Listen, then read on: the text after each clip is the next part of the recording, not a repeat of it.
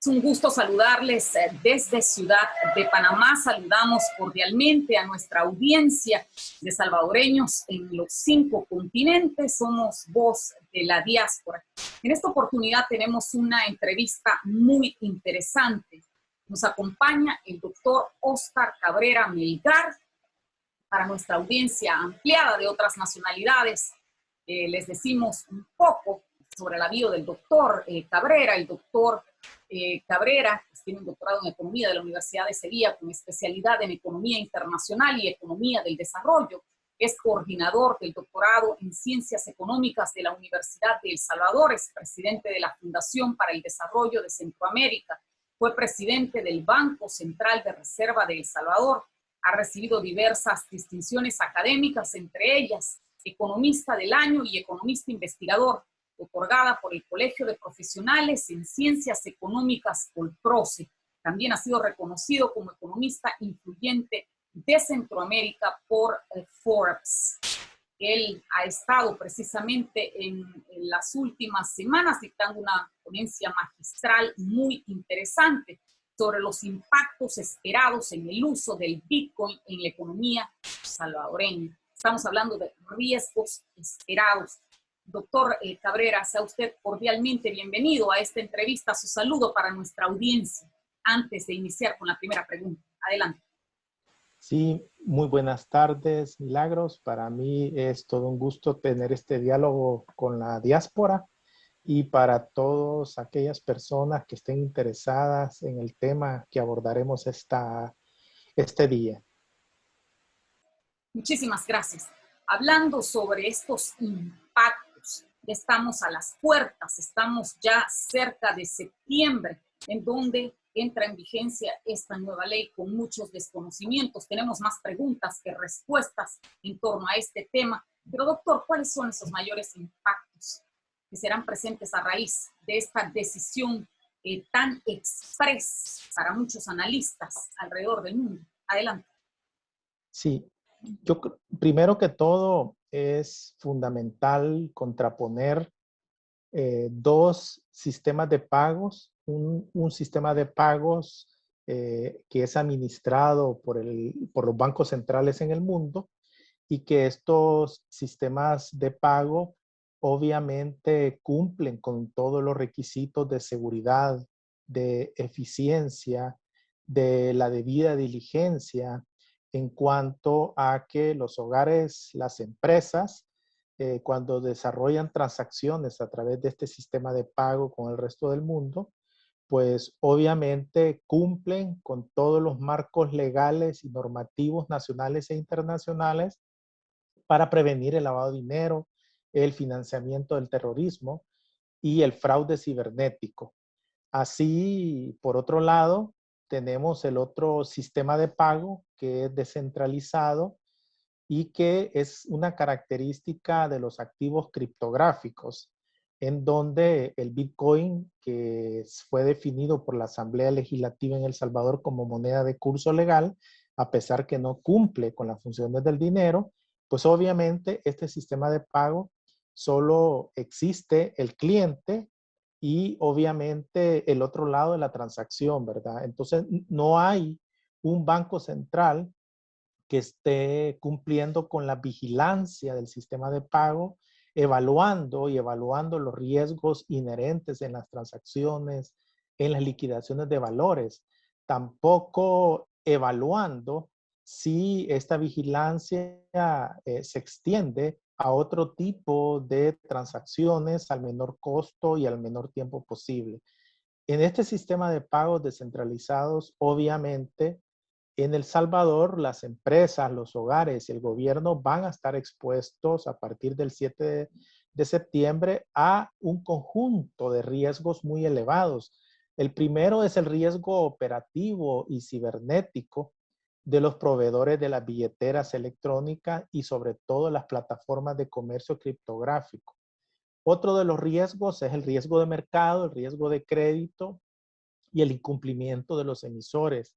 El riesgo de la emisión de activos, riesgo de liquidez, de manipulación del mercado, riesgo de venta errónea y fraude en la oferta de estos criptoactivos como el Bitcoin y obviamente riesgos de lavado de activos y combate al terrorismo. Entrando al primer riesgo, que es el riesgo operativo y cibernético de los proveedores de billeteras y estas plataformas de comercio criptográfico, muchas empresas y muchas plataformas de comercio criptográfico y proveedores de las billeteras, incluidas grandes empresas mundiales, han sido hackeadas y las monedas y los tokens de los clientes han sido robados. La evolución de los fondos robados ha venido creciendo de manera exponencial, desde menos de $1 millón en el 2011 hasta alcanzar los 400 millones en 2018 y llegando a los 350 millones en el 2019. Ese carácter descentralizado de las transacciones hace posible que los piratas informáticos utilicen mecanismos tales como el malware, el ransomware o fallas en los sistemas operativos para robar las claves privadas, transfiriendo los bitcoins robados a otro tipo de cuentas. Otro de los riesgos, que es quizás el más aparente, es el riesgo de mercado, el riesgo de crédito y el incumplimiento de los emisores. Nos estamos refiriendo a que el Bitcoin, un criptoactivo, presenta una elevada volatilidad. Y de igual manera, las monedas estables, lo que se llaman los stable coins, y su formación de precios en las plataformas de comercio de activos, lo que están evidenciando, de hecho, no es un juego de definición del precio del Bitcoin respecto a las monedas fiat de acuerdo a la oferta y la demanda. No, esto está evidenciando una manipulación del mercado junto a la creación de burbujas especulativas que llegan a un máximo y después vuelven a romperse, ¿verdad? Otro elemento dentro de este riesgo que incide son eventos de naturaleza periodística, tal es el caso de la prohibición del uso del Bitcoin en la República Popular China o las declaraciones del CEO de Tesla, entre ellos. El riesgo de emisión de activos, creo que este es muy importante porque en el caso de que los proveedores de servicios criptográficos quiebren, las monedas y los tokens de sus clientes podrían ser mezclados con los otros activos del proveedor de servicios, a menos que existiese un marco regulatorio claro y acuerdos sólidos para hacer que los activos de los clientes sean manejados a través de una compañía remota de bankruptcy. Esto en 90 días va a ser imposible que el comité de normas del Banco Central pueda ir cautelando estos riesgos que actualmente estamos enumerando, ¿verdad? Es decir, si el proveedor de servicios fuese un banco regulado y que ya existe un banco regulado en los Estados Unidos, el conglomerado de criptoactivos podría complicar también la resolución bancaria. Esto pudiera traer implicaciones financieras más amplias para la estabilidad financiera. Otro de los riesgos que también van a estar expuestos los salvadoreños es el riesgo de liquidez, tanto de los emisores como de los proveedores de servicio, dado que cuando los emisores puedan permitir el reembolso, por lo general esto es en el muy corto plazo, por inversores y usuarios en otras divisas o activos. Además, incluso si no hay obligación legal de los emisores de responder a las solicitudes de reembolso, los inversores sí pueden esperar que pueden intercambiar las monedas y los tokens con los proveedores de servicio, ¿verdad? Aquí estamos hablando de las plataformas de comercio de criptoactivos, que de hecho es el inicio de la pirámide, y posteriormente tenemos otra serie de empresas que son las proveedoras de lo que les llaman wallet, ¿verdad? Entonces, este es otro riesgo, y el riesgo que yo les planteaba, el riesgo de manipulación del mercado. Muchos activos criptográficos no son respaldados por activos tangibles o otros valores. Si estamos hablando aquí del Bitcoin, estamos hablando del Ether, y por lo tanto no tienen un claro valor intrínseco, a diferencia de las monedas estables, que en teoría el Tether se supone que tiene una relación de 1 a 1 con el dólar. Sin embargo, ya hemos sabido de una investigación que se está dando, dado que no es correcto que existe, digamos, un respaldo en el 100%. Entonces, esa función de descubrimiento de los precios del mercado es débil y por lo tanto estos activos tienen un alto riesgo de manipulación del mercado. Otro es el riesgo de la venta indebida y el fraude de oferta de criptoactivos. ¿A qué nos estamos refiriendo? Esto implica para los derechos del consumidor la falta de información que sea comparable sobre los diferentes productos ofrecidos junto con las complejidades tecnológicas intrínsecas y la exageración en torno a la innovación hace que estos criptoactivos sean un producto muy complicado para el ciudadano de pie, ¿verdad? Por lo tanto, existe un mayor riesgo que estos productos se creen con fines fraudulentos. Pongo un ejemplo, The Wall Street Journal llevó a cabo un análisis de 3.291 documentos técnicos de criptoactivos y concluyó que el 16% mostraban signos de plagio, mostraban robo de identidad y promesas de retorno inverosímiles. Al menos el 61% contenía términos atractivos como nada que perder, beneficio garantizado, mayor rendimiento, sin riesgo. Los reguladores estatales y federales en los Estados Unidos, pues obviamente han emitido órdenes de cese, órdenes de desistimiento sobre varias de este tipo de ofertas y con este lenguaje. Creo que esto es muy importante que la población lo sepa. Y por último, la madre de todos los riesgos, que sería el riesgo de lavado de activos y combate al terrorismo. Como los activos criptográficos, el Bitcoin se eleva dado a los diferentes niveles de anonimato o pseudoanonimato, que es lo que define, que es una de las características que define el sistema de pago descentralizado, dado que no pasan por intermediarios financieros, dado que no pasan por el Banco Central y por lo tanto eluden las obligaciones contra el lavado de dinero, contra el financiamiento del terrorismo, contra la evasión en el pago de impuestos. Dado que los criptoactivos se encuentran actualmente bajo diferentes marcos regulatorios a nivel mundial, pónganse a pensar en el caso de todos los países del mundo donde el marco regulatorio define al Bitcoin como un activo criptográfico especulativo para fines de inversión y en El Salvador el marco normativo va a definir al Bitcoin como moneda de curso legal. Y aquí lo que estamos viendo es, digamos, graves problemas con los marcos regulatorios, graves problemas en cuanto al monitoreo y el intercambio de información entre las jurisdicciones. Esto va a hacer que el Bitcoin sea particularmente atractivo para aquellas personas que deseen evadir los controles existentes para cometer delitos, para la ciberdelincuencia, para la evasión fiscal, para blanquear ganancias ilícitas o incluso para financiar el terrorismo.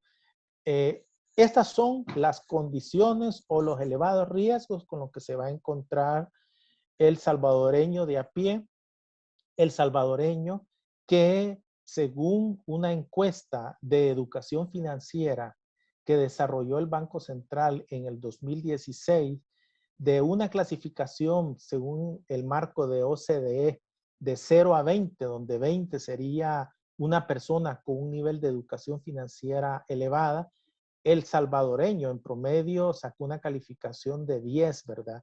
Es decir, existen graves carencias de conocimiento de los productos financieros tradicionales que ofrece el sistema financiero nacional y ahora nos enfrentamos a el uso del Bitcoin como moneda de curso legal, nos enfrentamos al uso de las billeteras electrónicas, nos enfrentamos a estas empresas que comercian y proveen los servicios de comercio criptográfico y obviamente esto significa que uno de los grandes objetivos con los que se fue aprobado la ley del Bitcoin, que es favorecer la inclusión financiera, pues obviamente no se va a conseguir.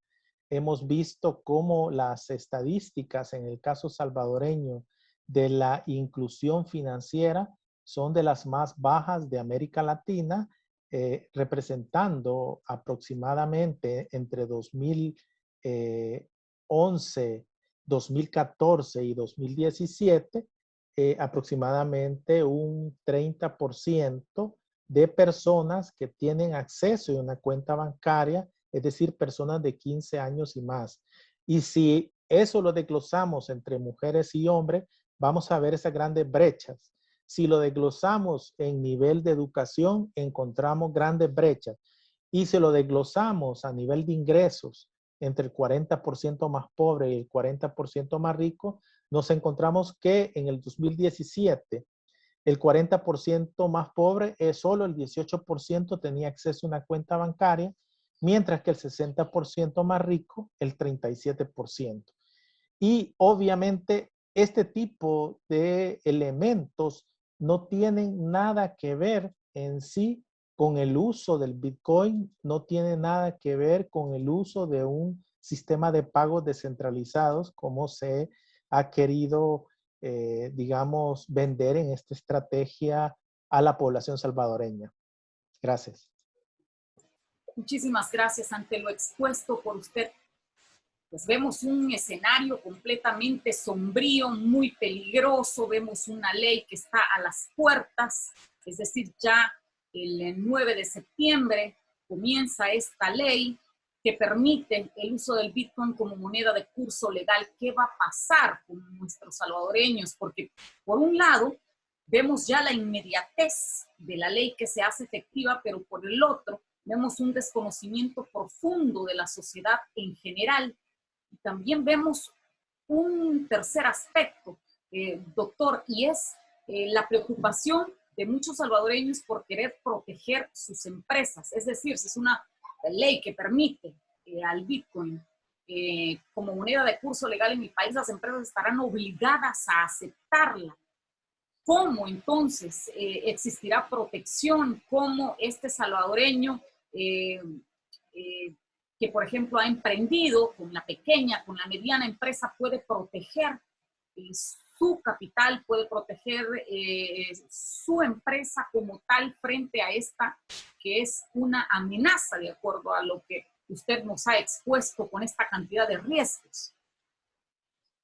Sí, yo desde mis análisis recomiendo que la población salvadoreña siga utilizando el sistema de pagos administrado por el Banco Central, utilizando el dólar, ¿verdad?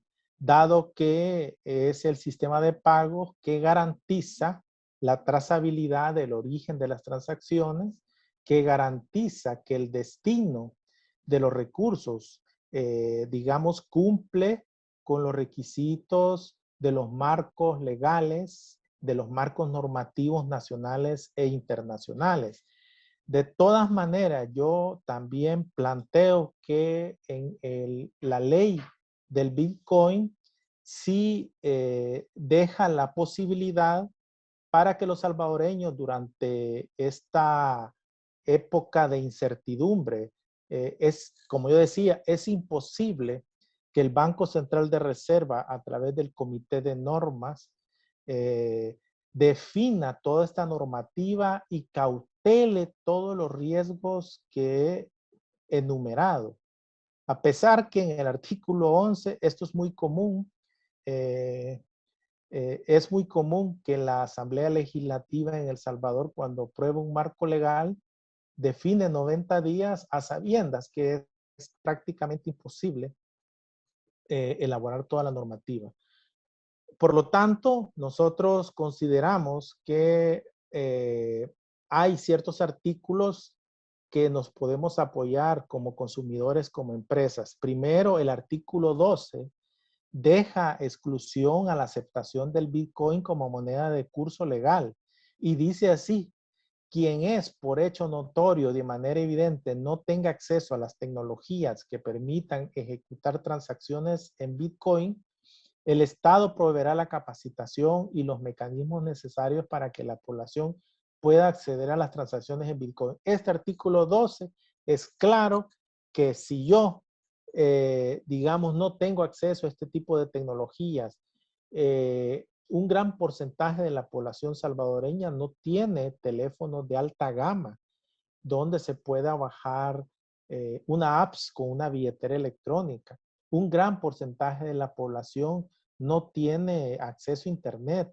Apenas, si no me equivoco, el 30% de la población salvadoreña en el 2017 tenía acceso a Internet, ¿verdad? Entonces, lo que vemos son grandes brechas en cuanto al acceso de Internet, al uso de teléfonos inteligentes, a programas de educación financiera.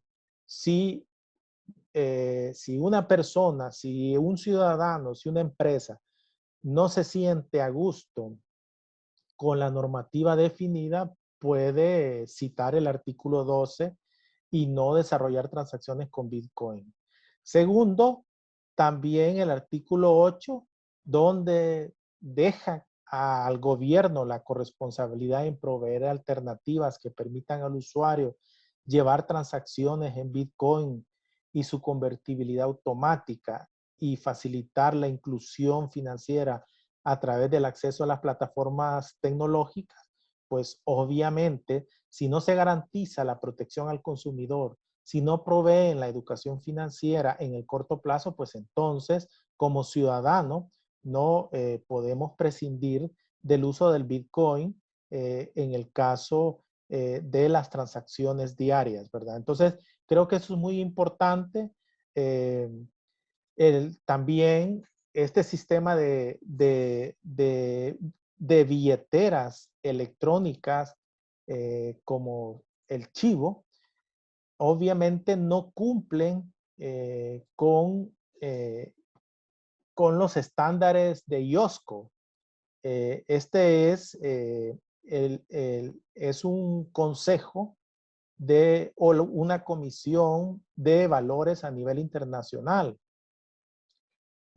donde obviamente para que una billetera electrónica esté libre de este tipo de riesgos, debe definir claramente cuáles son los requisitos de la gobernanza para los operadores de estas plataformas, cuáles son los requisitos de acceso a las plataformas, cuáles son los requisitos para la robustez, la resiliencia y la integridad de los sistemas operativos en los que ha sido diseñado el software, los requisitos de integridad de mercado, qué pasa si me roban a mí los Bitcoin, los requisitos de transparencia, es decir, que exista ética, que no vayan a haber funcionarios del gobierno que sean inversionistas en este tipo de actividades, la transparencia, los requisitos de lavado de dinero y financiamiento del terrorismo, los productos ofrecidos en las plataformas.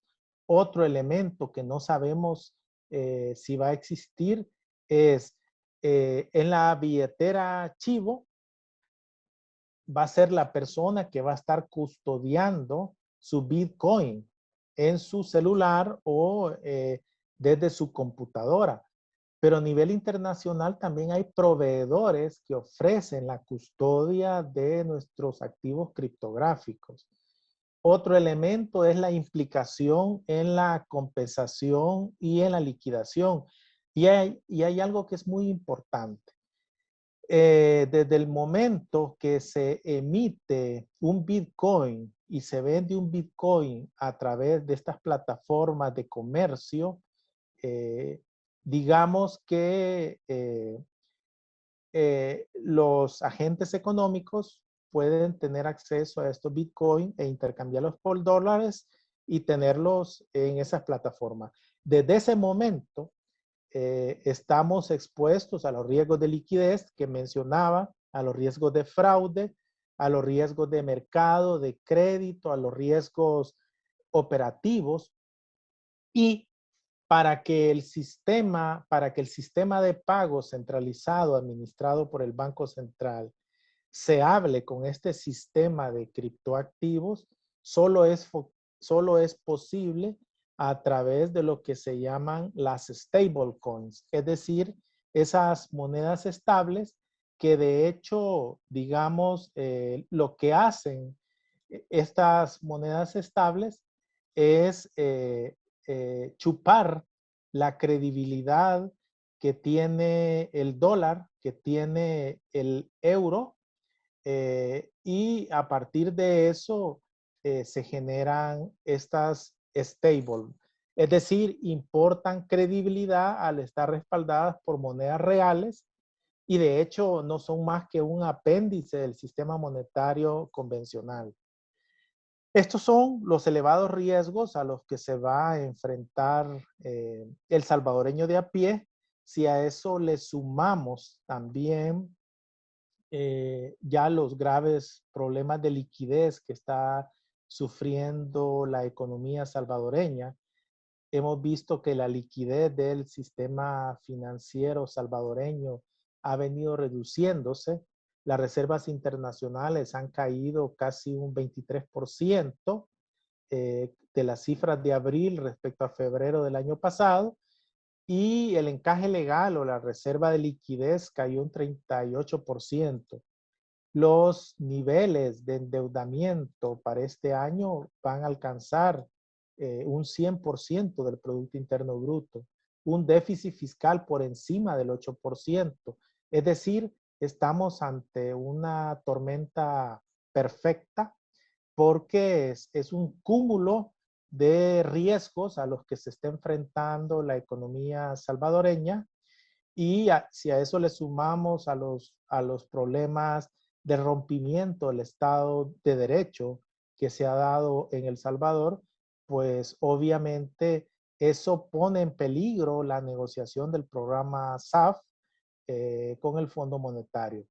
Sin embargo, creemos, y esta es mi opinión personal, que parece ser que durante que el gobierno tiene programado finalizar este programa SAF en septiembre de este año, y este mes de agosto es un mes álgido porque hay una serie de requisitos que implica este programa, como la transparencia, como la rendición de cuentas, como el respeto al Estado de Derecho, al diálogo, y nos queda todavía la duda bajo este cóctel explosivo, cómo se va a cautelar los riesgos del Bitcoin en las transacciones del sector real y del sector financiero, ¿verdad? Y por otro lado, que yo creo que es muy importante que la población lo conozca, es, en definitiva, en el muy corto plazo, ¿el Bitcoin va a poder competir con el dólar en las transacciones? La respuesta es no. Hay un estudio de JP Morgan en donde habla sobre la bitcoinización del Salvador, los retos a la implementación, donde este banco internacional menciona que el 90% de todos los bitcoins que han sido ya emitidos se han empleado por los inversores como medio de atesoramiento. Y este stock no ha cambiado durante un año, por lo que va a ser prácticamente imposible que pueda funcionar como medio de cambio en una economía pequeña y abierta como la salvadoreña. En el sistema de pagos que administra el Banco Central en 2020, el valor de las transacciones que pasaron por el balance del Banco Central son aproximadamente 97,000 millones de dólares. Esto representan 261 millones de dólares de liquidaciones diarias, ¿verdad? Esto obviamente lo que nos está diciendo es que el uso del Bitcoin como medio de intercambio se va a imposibilitar por lo que mencionábamos, porque el Bitcoin es un criptoactivo para fines de atesoramiento, para fines especulativos. No ha sido diseñado para que obligatoriamente un país lo utilice como moneda de curso legal, sino que se basa en la libre elección, ¿verdad? entonces lo que yo decía es, si solo quedan 10,000 millones diarios de Bitcoin para transacciones, en términos anuales, esto apenas representa el 0,2 de las transacciones de El Salvador, ¿verdad? Entonces, prácticamente el Bitcoin, pues, simplemente va a quedar como un experimento más, pero con graves consecuencias en la estabilidad del sistema financiero, con graves consecuencias en el poder adquisitivo de los hogares. Por lo tanto, desde mi perspectiva, las recomendaciones es a seguir y continuar utilizando el dólar como moneda de curso legal y obviamente mientras el gobierno no garantice un marco regulatorio que cautele todos los riesgos, mientras que el gobierno de El Salvador no cautele la alta volatilidad del Bitcoin que puede llevar a que una familia salvadoreña que recibe remesas pierda una gran cantidad de su poder adquisitivo. Mientras no se cautele eso, pues obviamente el marco legal establecido deja ciertas puertas por las que uno puede salir. Exacto, y hablando sobre eso precisamente, doctor, es un escenario no solo explosivo, es un escenario altamente peligroso. La economía es un aspecto de un país que no es sujeto a manipulaciones antojadizas porque los resultados son gravísimos. Hablando precisamente de un tema que le atañe mucho a nuestra comunidad de salvadoreños en el exterior, recordemos que somos 3.5 millones de salvadoreños en todas partes del mundo, solo en Estados Unidos 2.8. Es decir, estamos hablando del tema de remesas familiares como un punto de honor para el país, un punto muy sensible. ¿Qué tanto este experimento, a pesar de las recomendaciones de, por ejemplo, continuar utilizando el dólar, pero qué tanto este experimento hará un impacto o un daño a el tema remesas familiares? Porque sin duda alguna hay muchas interrogantes en nuestra comunidad de salvadoreños en el exterior.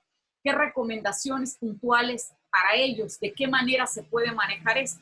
Porque hay, por un lado, mucho desconocimiento, por otro lado, preocupación, pero por otro lado también hay mucha curiosidad. ¿Qué va a pasar con el salvadoreño que siente curiosidad y que se va a adentrar a este mundo desconocido y peligroso? Adelante, doctor. Sí, bueno, primero, el salvadoreño promedio debe de analizar si el Bitcoin cumple las funciones que debe de tener, digamos, una moneda, ¿verdad? Eso creo que es fundamental que la población lo conozca, que a continuación lo voy a describir. Primero, una función del dinero en el mundo es ser medio de pago. Esto significa que universalmente sea aceptado por todos los individuos que forman parte de un determinado país. El Bitcoin no es aceptado universalmente en los Estados Unidos. Por lo tanto, desde ahí yo ya debería de desconfiar del Bitcoin. Incluso también es fundamental que el Bitcoin sea depósito de valor, que cumpla esa función. Es decir, que debe tener unas características de durabilidad o permanencia en el tiempo que permitan el ahorro. Es decir, si yo tengo $100 el 10 de agosto, yo esperaría tener $100 el 31 de diciembre de este año o el próximo año. Estas características no las cumple el Bitcoin porque es altamente volátil. Así como sube su cotización hasta los 45,000, fácilmente el siguiente año, dependiendo de la manipulación del mercado, dependiendo de alguna noticia negativa o positiva, se puede dar que se rompa la burbuja o que se siga incrementando, ¿verdad? Entonces, por lo tanto, hay que seguir manteniendo el dólar porque el dólar sí cumple con la función de depósito de valor, es decir, que yo puedo traspasar el consumo en lugar de esos $100, comprar bienes y servicios, lo puedo depositar en una cuenta de ahorro, ya sea en los Estados Unidos o en El Salvador, o una cuenta de cheque. Y obviamente estos sistemas bancarios estadounidenses y salvadoreños están suficientemente regulados y supervisados para que los consumidores y las empresas puedan recuperar sus ahorros cuando los necesiten y obviamente desarrollen transferencias de utilidades, por ejemplo, de una subsidiaria a una casa matriz. Y la última función que debe cumplir el dinero es ser unidad de cuentas, es decir, debe ser la unidad de medida en la que se expresen los precios de todos los bienes y servicios que hay en la economía.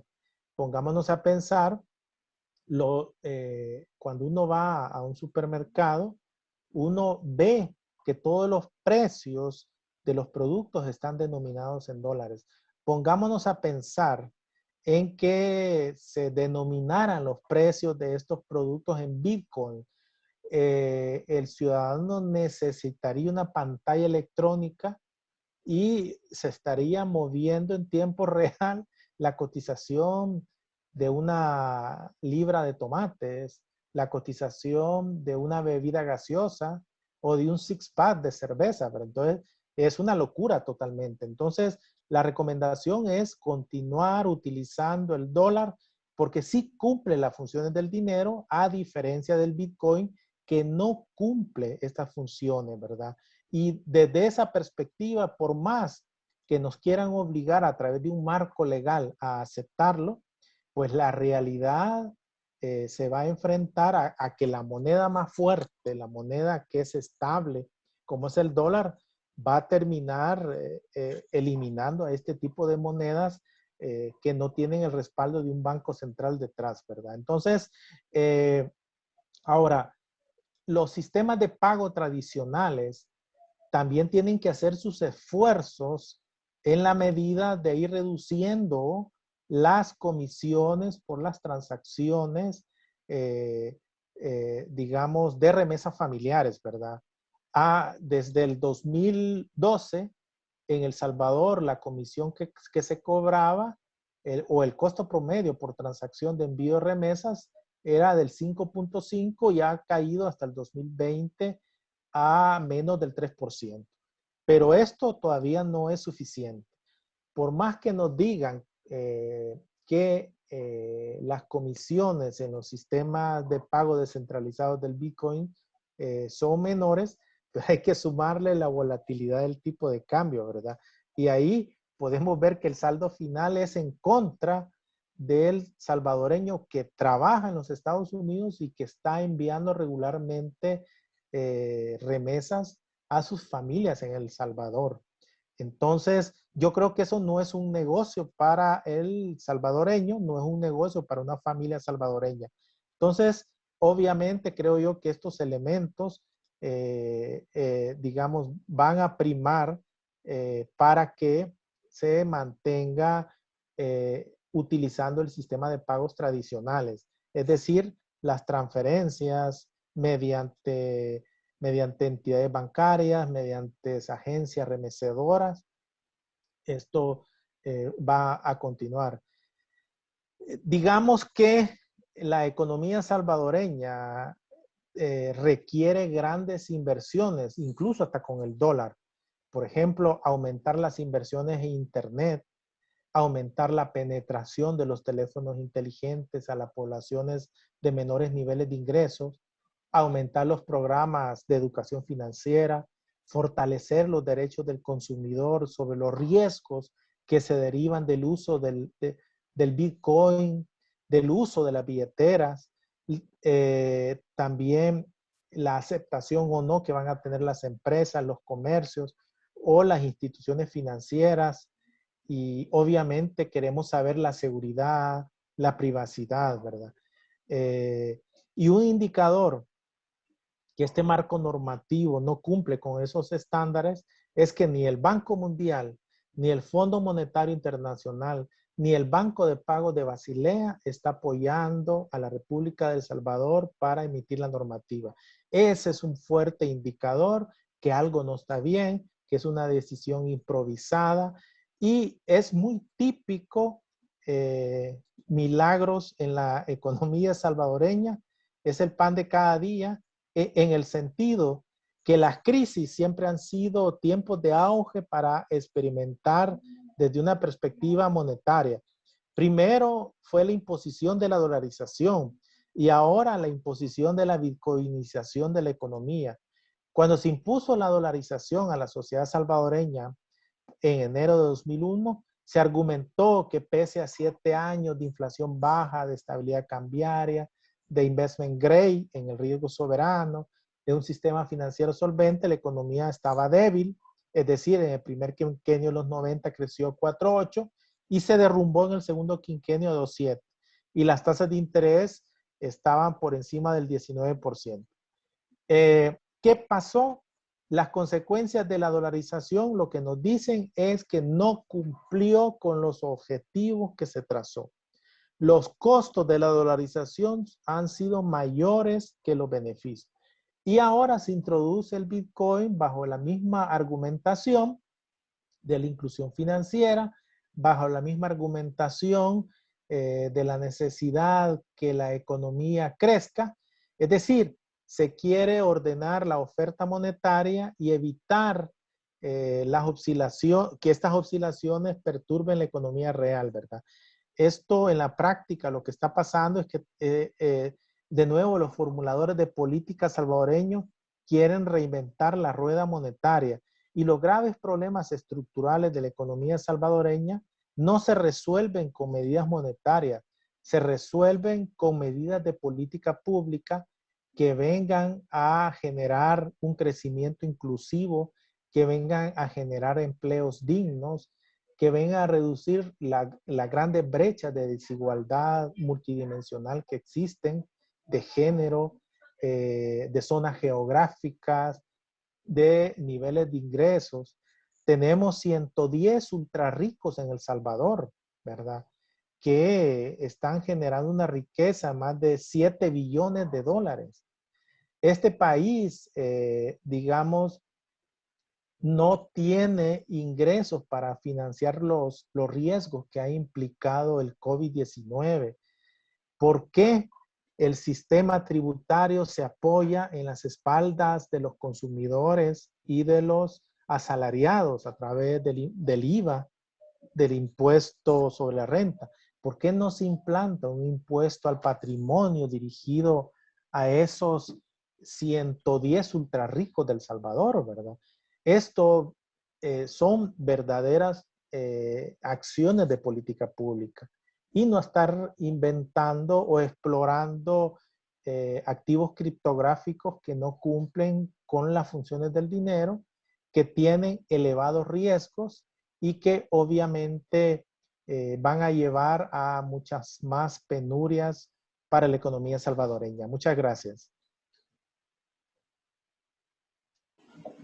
Muchísimas gracias a usted, doctor, por esta intervención, sin duda alguna para nuestra audiencia muy didáctica. Nos hablaba el doctor Óscar Cabrera Melgar, sin duda alguna, como ya lo hemos expresado al inicio de esta entrevista, se trata de un salvadoreño con amplio conocimiento. El doctor Melgar pues también ha tenido experiencia con organismos monetarios internacionales, lo cual lo vuelve una figura pues de probada credibilidad en cuanto a lo expuesto en esta entrevista.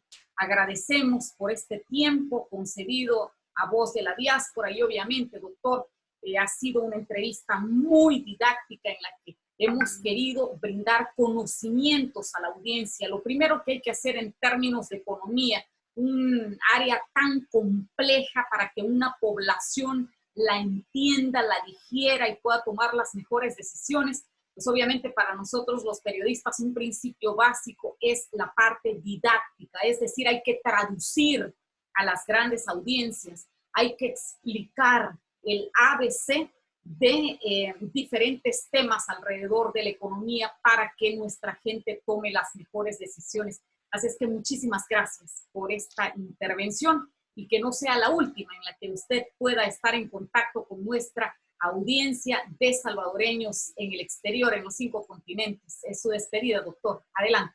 Sí, muchas gracias, Milagro. Un saludo a la diáspora.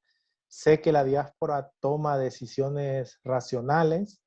No van a poner en peligro el poder adquisitivo de sus hogares en El Salvador, y también instamos al resto de países de América Latina de no tratar de repetir esta loca experimentación monetaria, ¿verdad? Creo que no es esa la manera como se resuelven los problemas de las y los ciudadanos en un país, sino que es generando empleo digno, emitiendo su propia moneda, obviamente creciendo desde una perspectiva inclusiva y sobre todo a través de un acuerdo nacional, de un diálogo nacional entre todas las fuerzas sociales, no a través de la alta polarización política, no a través de las amenazas o el rompimiento del Estado de Derecho. Así que muchas gracias. Muchísimas gracias y sin duda alguna pues estaremos a la expectativa de todo lo que se desarrolla allá en El Salvador y por supuesto deseando que el proceso que se desarrolle sea un proceso con mucha sabiduría, con menos leyes express y sin seguir poniendo en peligro la institucionalidad democrática del país que tanto costo ha tenido en otras naciones, aquí mismo, en nuestra América Latina, ya tenemos casos específicos, Venezuela, Nicaragua, que son casos lamentables. Así es que un llamado a que nos eduquemos, un llamado a que conozcamos sobre las diferentes temáticas. Hay 2 formas de ir dentro de una sociedad. Como un ciudadano común, usted puede educarse, puede adquirir información, tomar las mejores decisiones o tomar la otra decisión, que es ir como una persona completamente anestesiada, sin tener conocimiento alguno de las decisiones que están tomando por usted, que es lo peor, son decisiones que toman por nosotros.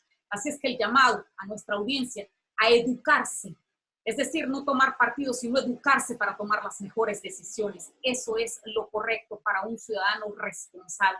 Muchísimas gracias, doctor Cabrera Melgar, por haber estado con nosotros. Un saludo desde Ciudad de Panamá y, por supuesto, desde San Salvador, desde El Salvador, a toda nuestra audiencia en los 5 continentes. Hasta una próxima.